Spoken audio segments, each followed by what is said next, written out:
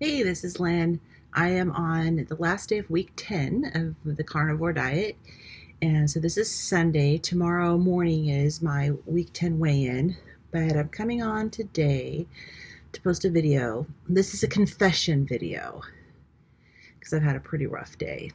So, anyways, it's amazing when you have food addiction how just getting the sugar out of your diet doesn't change the fact that you have a food addiction. It has to do with satisfying your palate. Now, I don't have sugar cravings, but I've mentioned in previous videos that because of my mast cell activation syndrome, I shouldn't be eating bacon because it's high in histamine. And I have to be careful with egg whites as well. And I don't really do very well with pork either. So yesterday my husband brought home, every 3 months he goes to this one particular men's Bible study, and they have like a huge buffet full of all sorts of man food, steak and all sorts of meats, and of course the eggs and like everything you could possibly imagine that somebody would want for breakfast. And he brought home 3 big leftover containers full of meat, grilled meats. And there was steak, which was really good, and there were these salmon patties, which probably had some breadcrumbs in them, but I don't know. I couldn't really tell. But they were tiny, they were small, but he brought home bacon and sausage. And I was supposed to be careful with nitrates as well. And I succumbed, and I ate bacon, and I ate sausage. So I haven't felt well today. Now, today didn't start out well anyways because of my dog, Gracie. So she's 16 years old. She sleeps with us. She slept with us since we got her when she was 7 weeks.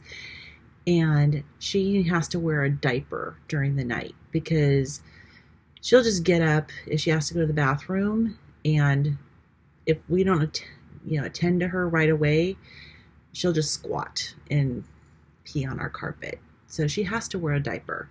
I even have a motion detector alarm that alarms when she gets off of the bed at any time in case I'm still asleep.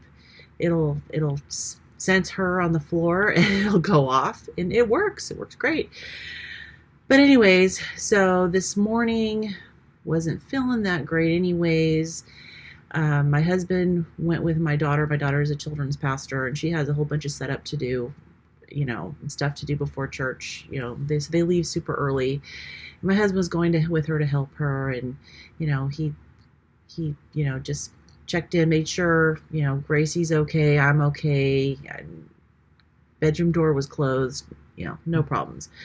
So they left. They're on their way to church, and Gracie decides she wants to get up.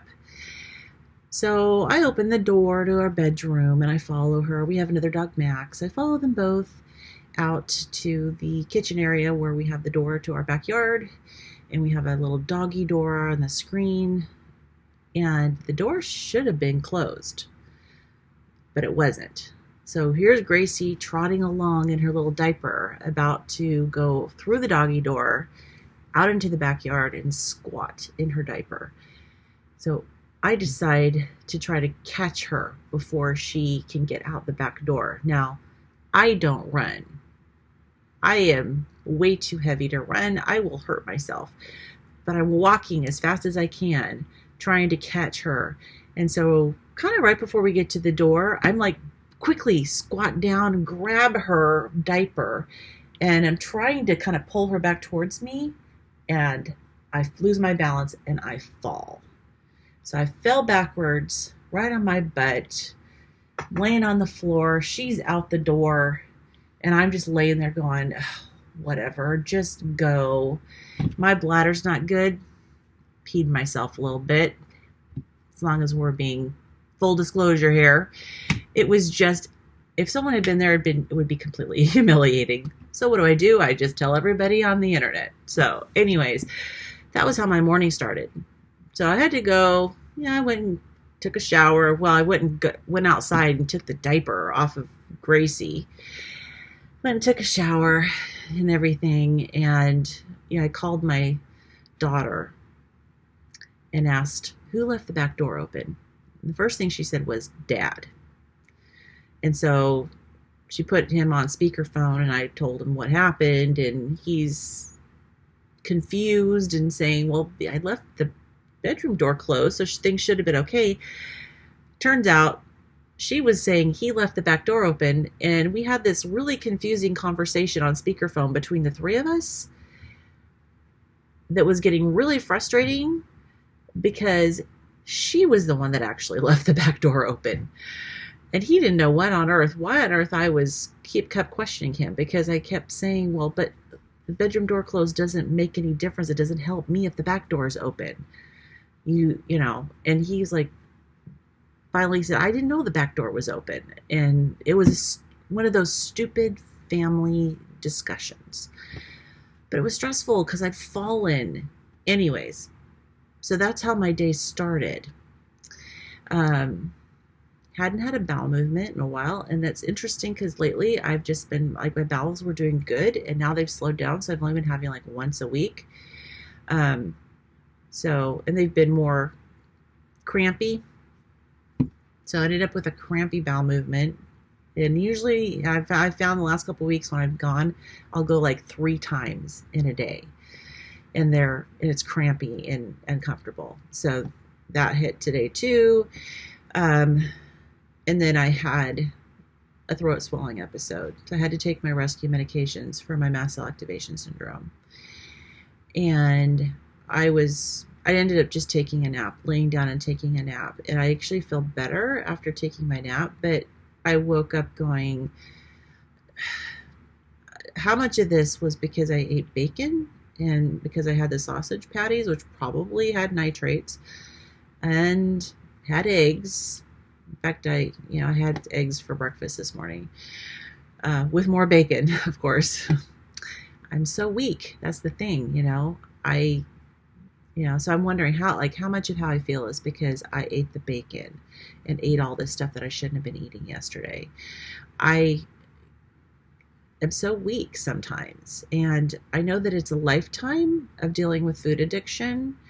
I started dealing with food addiction when I was in my probably 19, 20 years old, and started having issues. And then it was sugar, especially chocolate, because I was having hormonal problems too. Chocolate is usually, the go-to.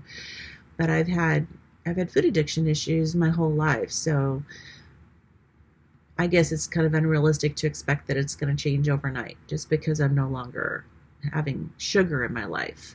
And I'm really grateful that I don't have sugar cravings, but I still have food cravings. And I know on the carnivore diet, it's really common to feel like you're lacking variety. And I have less variety than a lot of people. Not so much as, people like Michaela Peterson. She has like 3 things she can eat.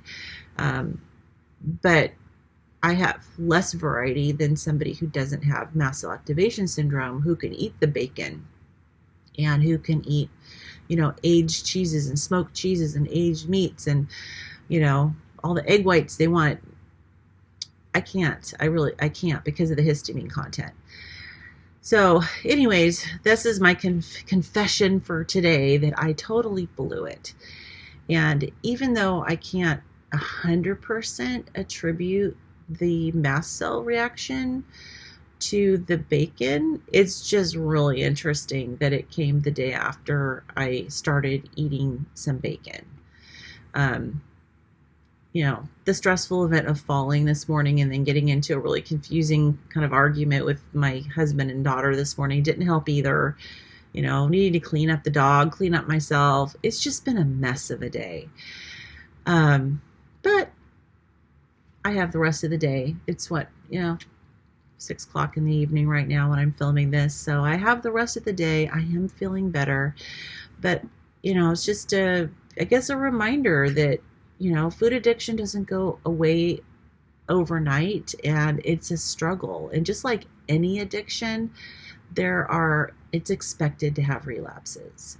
And, an alcoholic, a drug addict, they're going to have relapses. And that's just a par for the course. The question is, what do you do about it? Do you pick yourself up and you kind of push a reset button and start over again?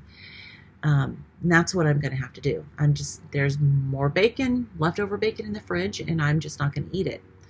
I'm going to stick with beef, and beef tends to be the best thing for me. And occasionally I can have some chicken, and occasionally I can have some fish. And, I do okay with dairy, which is I'm grateful for. I pretty much have to stick with cheddar for the most part, cheddar cheese, because it's not really that aged. But, pick up and move on.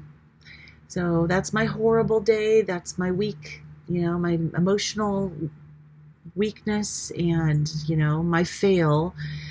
But I guess if I learn from it and I don't do it again and I pick myself up and I move on, I guess that's the most important thing. And so tomorrow morning I'm going to have my weigh-in and we'll see how I did. And I hope everyone's been having an absolutely wonderful Sunday.